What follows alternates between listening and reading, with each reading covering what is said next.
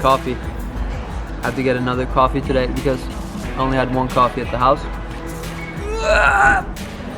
Okay, so today I'm trying La Rubia again.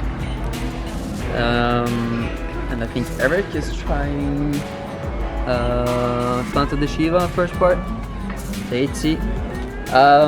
Yeah, so as always, really excited for today. The weather is beautiful. The cliff should be a little more dry than last time. And yeah. Let's do this.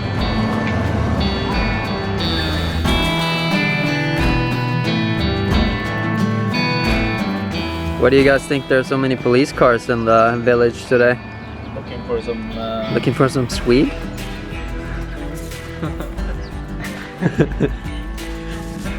Are they looking for you, Erik? No? Maybe it's Christer they're looking for. I have no outstanding words. He's hiding No? something in Should be that fine. beard, I think. I always do. They're coming again. I don't know if I should film them. Just do like this.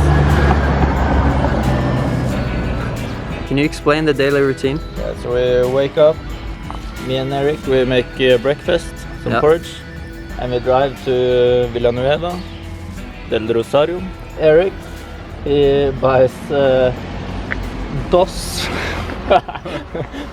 pan cereal Yeah. and tres Tres baguettes rustica. Huh. and Maybe some Sweets. like pastry of the day.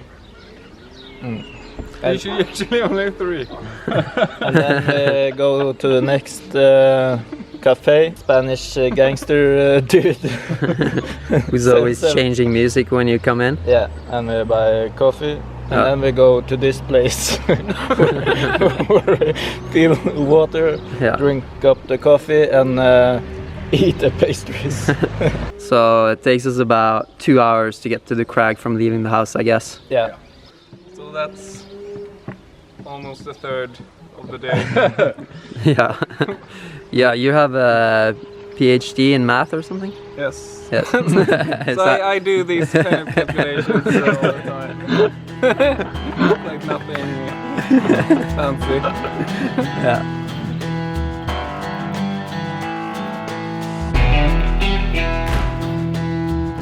So what's the next step?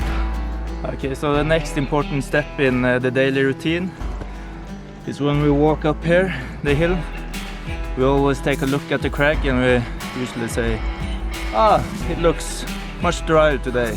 But it's never dry, it's always the same. It's always wet.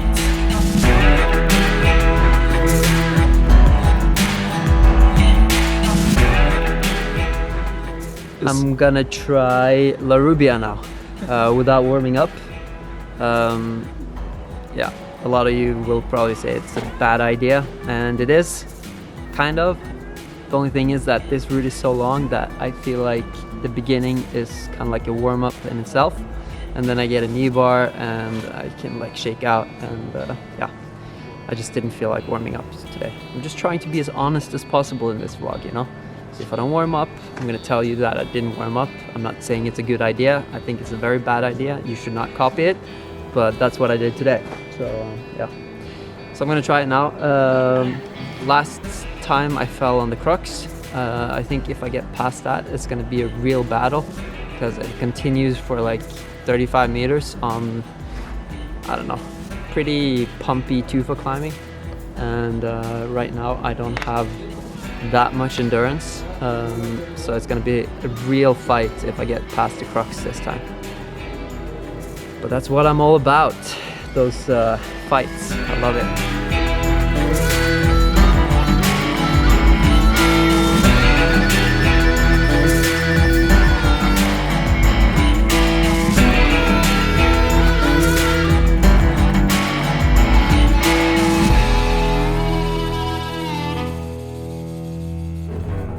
Hey ho people, so I'm back here with another voiceover because I thought this route would be a lot more interesting if I took you through it. So yeah, this was my third try on this route. I had tried it the day before and fell on the Crux.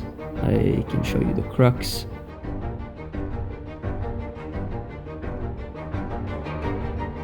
And this beginning part, like I said, I did not warm up today, and I don't know, the beginning here is not that hard, so I thought that I would get warm just climbing on that, and you get a pretty good knee bar eventually, and you can recover and like reset a little bit. So yeah, I'm just gonna skip this whole part. This beginning part is pretty easy and boring anyways. So I'm just gonna skip straight to the good parts, because there's a semi-good knee bar rest, and as you can see, there's some wet parts to my right there, but the holds are pretty good, so it's not really a problem. And I feel like if you have to grab wet holds, you should not chalk up too much, because the chalk just makes it even worse, especially if it's really wet. Like if it's semi-wet, I feel like I can dry the holds a little bit with my chalk, but if it's really wet, I prefer not to chalk at all. But it's an instinct to chalk up a lot when it's wet, you know, because you want to get rid of that wetness, the humidity. Okay, so now it starts to get interesting. That's one thing I like about this route. The hardest part is not too high, but it's kind of a heartbreaking end to this route. Okay, so now the Crux starts. I don't really have the best plan. Just keep in mind this is my third try, and it's a very long route, so I don't remember all the different parts, and as you can see, I'm like hesitating a little bit. Don't find the right way. When I look at it now, I can tell that it was not the right way I did things. So this route is also steeper than it looks from here, and this part is pretty hard actually. You have some pretty bad footholds and cross to a crimp, like a side pull crimp, and there's so many different holds there, I didn't really know what to grab. And you cross to something that looks good from here, but it's not really that good, so it's like a really slopey pinch, and you have to clip from there. And yesterday I clipped from higher, I think, and that was not a good way. So definitely a lot better to clip from where I clip now.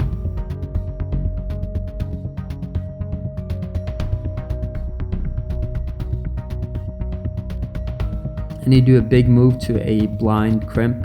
It's a little bit hard to hit precisely, and then you get into this like knee bar rest, where it's an advantage to have a knee pad, but as you know, I prefer to climb without one if I don't have to. Skip a little bit there. I rested for probably around 2-3 minutes, and this part here is the Crux, as you probably know. I would not say it's a red point Crux, but it's definitely the hardest moves on the route. So this is a weird cross. I know a lot of people clip this clip with a knee bar. And here is new beta. Last time I tried to go out left, and this time I just go straight. So I get that heel hook really well, because last time I had my hand where I placed my heel, and this time I did not. And these holds are so good, but it's so steep and so like powerful. It's the moves are really big, and it definitely is really pumpy. And I did not expect to get through this really. So I was a little bit like, whoa, what happened? And I was just starting to get pretty nervous for the top, because I knew that I did not have the best plan for the top.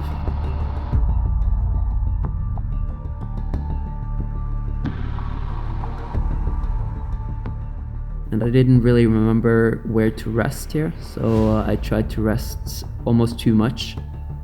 It's better to know where the best rest is and just climb fast up to that and spend more time in that good rest, instead of trying to rest in all different positions, like semi-good rests. And that's what I did here. I think up until now I've probably climbed for like 15 minutes or something, so it's not too bad. But So I'm gonna skip a little bit again. There's no need for you guys to see the whole rest. Here's a different angle. You can see that it's really exposed. It feels really nice. I think this is a really proud line. Here are some like semi-hard moves. You have to match this like weird pinch. Soon after that, you get the best rest on the whole route. This knee bar is really good, and it's really comfortable even without a knee pad. So I spent probably, I think, 4 or 5 minutes in this rest. So I'm gonna skip that again. But I tried to rest with like different knees, and also once in a while I would shake out my feet. I would just let go of both feet and just shake them, because you do get a little bit pumped in your feet on these types of rests. Okay, so now it's like kinda you have to change pace. You know, if you just rested and you feel like you're slow and stuff, so I tried to tell myself, okay, you have to pick up the pace and really climb fast, because otherwise you'll get too pumped.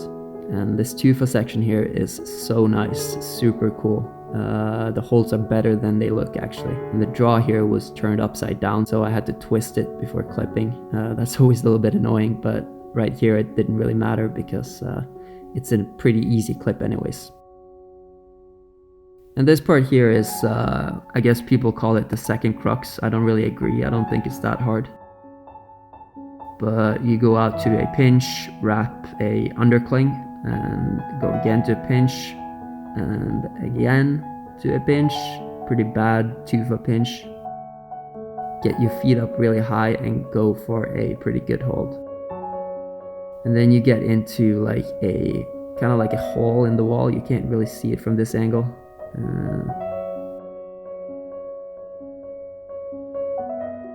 Whoa, what happened there? Almost fell. You can play that again. I don't know what happened. I think it was a little bit wet.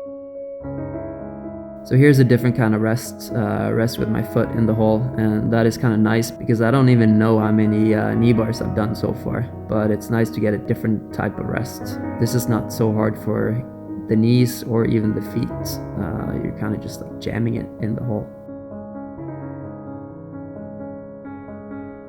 And this next part here is a little bit wet still. As you can see, the tufas are black.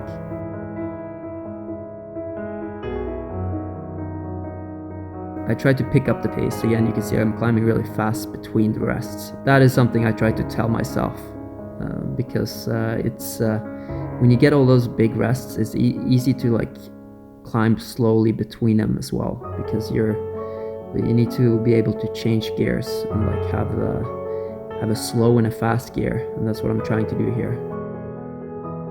I try to rest when it makes sense to rest, and I try to pick up the pace whenever I can.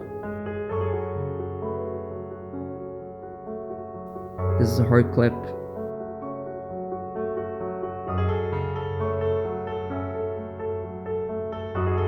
Get my feet up, and here I start to get really, really pumped, and I started losing faith. Going again, and yeah, falling. And after that, I went back up just to try the upper part again, so that I would have a better plan for next time. Alright, well that was it for this voiceover. I'll probably do more voiceovers from this Spain trip, so talk to you soon.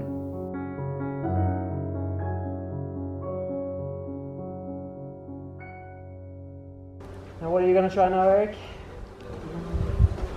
I might check out Untitled Chapter.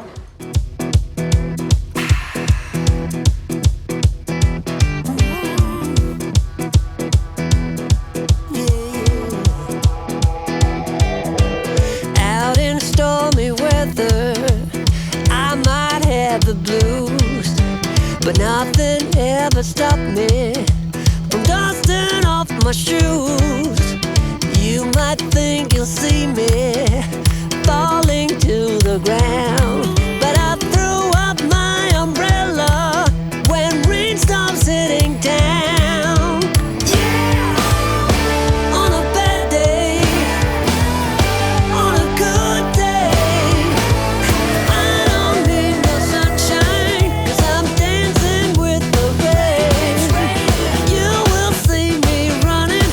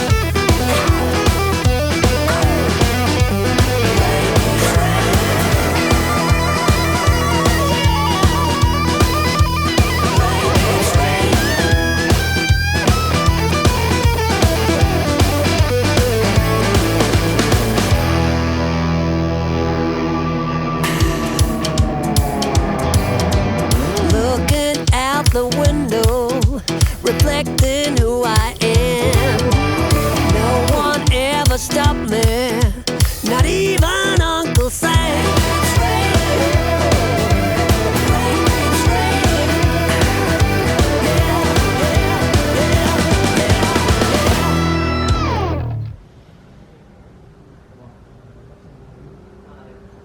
Kom igen.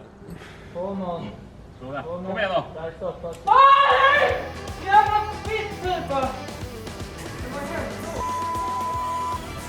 All right, so that was it for today. Thank you for watching. Make sure to like, and if you're not already subscribed, please subscribe. And we'll see you in the next video. Hasta luego. Later.